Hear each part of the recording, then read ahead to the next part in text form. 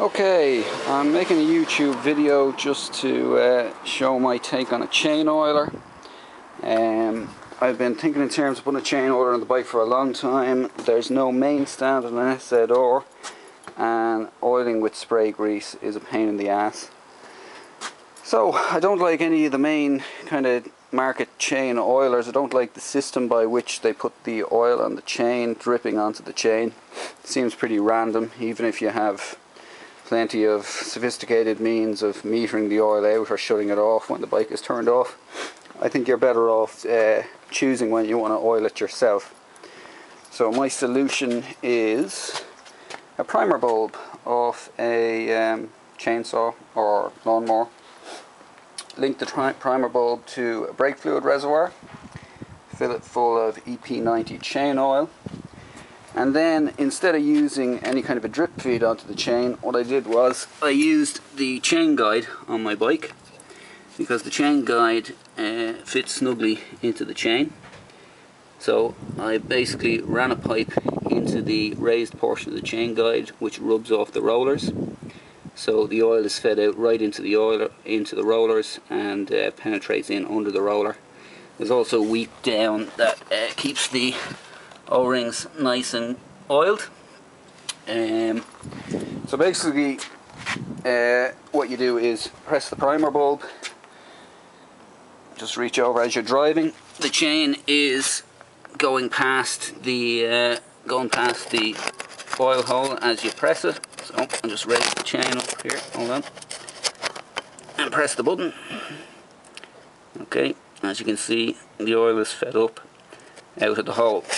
The handy thing is, because the chain is flying past that hole, unlike the traditional drip feed oiler, basically the rollers whip a tiny bit of oil off each roller as it goes by, and in the space of the 10 seconds or so you press the primer bulb, you've completely and evenly oiled the chain.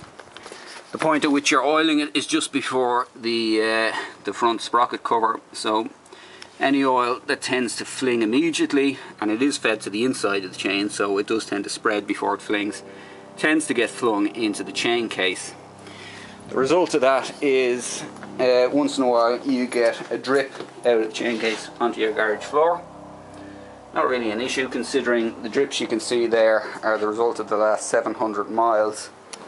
I do a 6 mile round trip commute to work, so basically every 6 miles I've been pressing this button in the morning. So the drips you can see are the result of 700 miles with the primer bulb being pressed once every 6 miles, and the result on the wheel is, as you can see,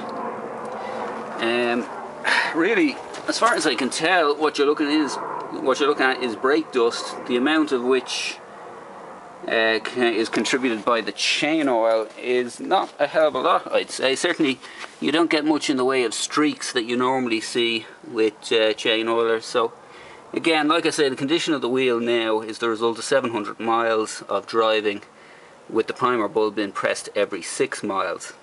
To be honest, I think I could press it a lot less. Like I say, it oils the chain completely when you press it once, so you could probably press it maybe once a week or every couple of days. Really, it's up to you to decide how often you want to lube it.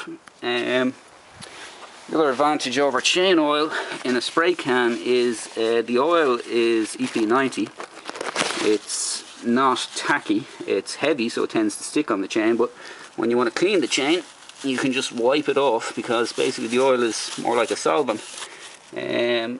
You don't get any accumulation of greasy, sticky paste with grit in it that you get from the chain sprays.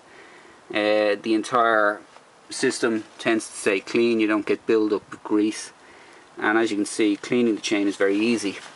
The other thing is, it really does keep the rollers quite lovely, very nicely oiled, and the O-rings very nicely oiled. Anyway, that's my take on chain oiling. I'd say a lot of bikes use a chain guide, some of them don't, but if you have a chain guide, I'd suggest this might be a better way of oiling your chain than spending a lot of money on an expensive chain oiler. Okay, bye bye.